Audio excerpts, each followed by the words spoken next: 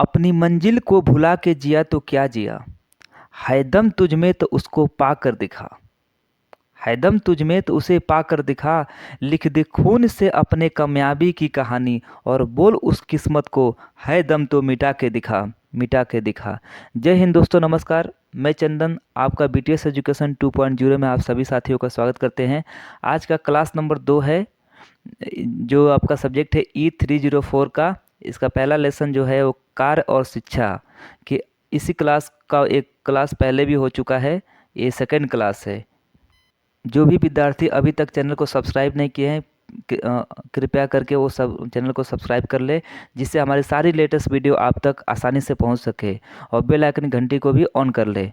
ठीक है, तो इस लेसन का पहला क्वेश्चन जो है इसके पहले वाले वीडियो में मैंने करा रखा है। अब ये दूसरा क्वेश्चन देखेंगे। दूसरा प्रश्न है, शिक्षा में कार्यों के प्रकारों का वर्णन कीजिए। उत्तर देखते हैं।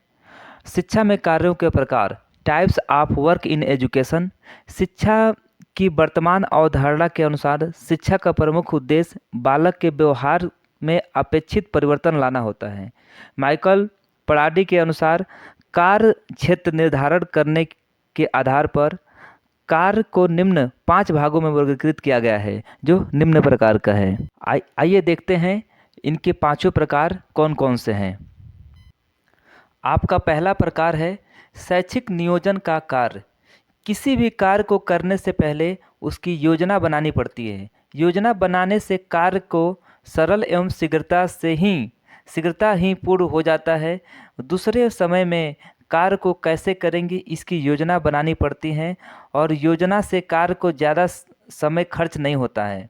शैक्षिक नियोजना कार्य से इसी पद्धति का विकास होता है, जिससे व्यक्ति का अपने निर्णय के बारे में से पहले से ही निश्चित कर लेता है। शैक्षिक नियोजना उचित होने से छात्र में रुचि एवं उत्साह का संचार होता है। दूसरा हेडिंग आपका है प्रतिक्रियात्मक कार्य।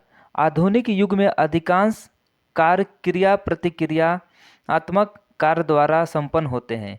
इस क्रिया के दौरान केवल संदेश फेसबुक, ट्विटर, व्हाट्सएप किया जाता है। विद्यार्थी के सीखने में शिक्षण के साथ साथ मुक्त वातावरण में पारस्परिक, सामाजिक और अंतर क्रिया के लिए अवसर दिया जाना चाहिए। मैक्स वेन द्वारा इसको परिभाषित किया गया अपने शब्दों में, नवीन पाठ्यक्रम में संकल्पना में सामाजिक अंतर क्रियाओं को महत्वपूर्ण माना जाता है। इसमें विद्यार्थी स्वयं क्रिया प्रतिक्रिया करके सीखते हैं, जिसमें उनके सामने कुछ उद्दीपन होते हैं, और उन उद्दीपनों को देखकर विद्यार्थी स्वयं क्रिया करने के लिए प्रेरित होता है। अगला तीसरा हेडिंग है असुरक्षात्मक कार्य। इस प्रकार के कार्यों के अंतर्गत औद्योगिक तथा उत्पादक कार्यों में सम्मिलित किया जाता है। औद्योगिक प्रगति के कारण बढ़ती हुई दुर्घटनाओं के बचाव हेतु पाठ्यक्रम की सुरक्षा, शिक्षा तथा मालिक मजदूरों के झगड़ों को निराकरण हेतु पाठ्यक्रम में सामाजिक दृष्टिकोण से समावेश किया गया है। वर्तमान समाज में हमारे बारे में या कंपनी के कार्य के बारे में कोई दूसरी व्यक्ति क्या सोचता है, जिसके कारण हमारा कार्य असमंजस या निश्चितता की स्थिति में हो जाता है। चौथे नंबर का आपका हेडिंग रहेगा तरीका या कार्य प्रणाली, यानी कोई भी काम करने का तरीका क्या होगा, उसकी कार्य किस तरह से होगा। तो इसके अंतर्गत में समय पर किए जाने वाले कार्यों के प्रति शासन व सुधारात्मक तरीकों, वस्तुएं एवं पठन सामग्री तथा शिक्षण अधिगम प्रवृत्ति को प्रभावशाली तरीके से किए जाए, जिसके कार्य करने की पद्धति या प्रणाली में गुणात्मक सुधार हो सके। इस कार्य के अंतर्गत कार्य करने की पद्धति, नीति, तकनीकी, विधि और व्यू रचनाओं में शामिल किया जाता है। जैसे विद्यालय या कंपनी के एक प्रबंधक का कार्य करने का तरीका बहुत अच्छा होता है, जिससे सभी कर्मचारीगण खुश रहते हैं, तथा विद्यालय में भी शिक्षा अध्यापक के दौरान नवीनतम तकनीकी आवृत्ति को अपनाता है, जिसके माध्यम से छात्र को नवीनतम ज्ञान की प्राप्ति होती है।